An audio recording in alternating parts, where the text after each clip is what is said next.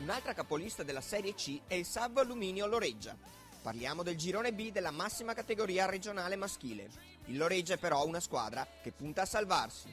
Diciamo che innanzitutto la salvezza, perché l'anno scorso forse siamo capitati nel girone più duro e abbiamo trovato la salvezza soltanto a 3-4 giornate alla fine.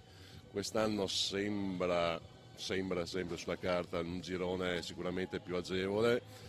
Intanto puntiamo alla salvezza, dopo se riusciamo ad arrivare ai play-off ben venga, ecco. Anche se a Loreggia si predica prudenza, in molti giudicano questa squadra come una delle più forti del girone. Ma lo dicono in tanti, dopo aspettiamo di arrivare alla fine, insomma, ecco. Non vorremmo montarsi troppo la testa, meglio che stiamo coi piedi per terra, dai. In realtà ci sembra di capire che il segreto di questa squadra stia nell'affiatamento, appunto perché la rosa è cambiata di pochissimo rispetto alla scorsa stagione.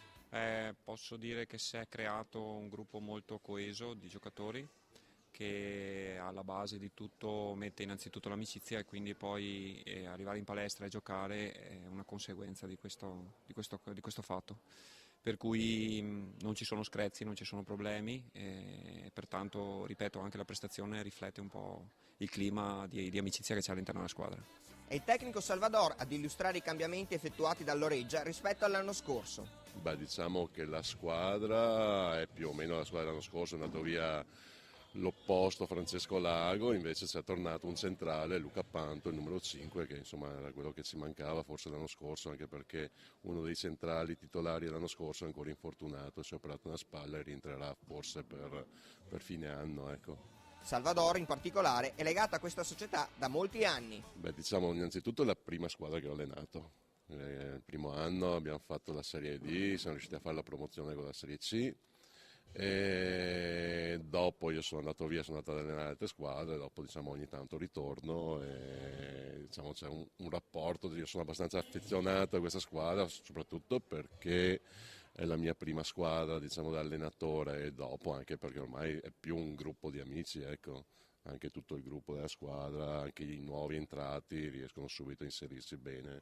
Per quanto riguarda il settore giovanile maschile, i numeri non sono particolarmente ampi, ma qualcosa c'è. Io alleno l'Under 14, l'Under 18 e do una mano con la divisione.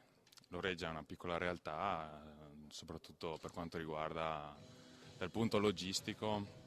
È inserita in mezzo ad altre società ben più grosse, realtà più importanti, quindi come numeri riusciamo a gestire un settore giovanile, ad attuare delle squadre ogni anno, ma non che ci sia un settore giovanile importante. Ci sono dei ragazzi in gamba che probabilmente avranno possibilità in un futuro di venire a darci una mano in prima squadra. Vediamo, lavoriamo intanto.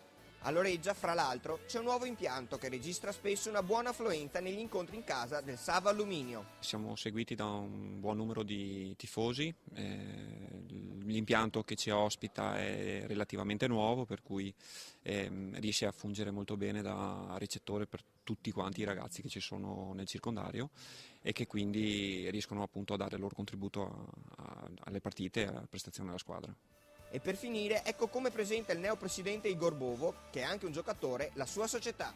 Loreggia ha squadra maschile e anche femminile nel settore giovanile, è che bene o male tutte le finanze vengono messe soprattutto sulla Serie C, la squadra, la prima squadra praticamente, però insomma sì, c'è qualche ragazzo della zona che riusciamo a raccogliere e a portare in Serie C.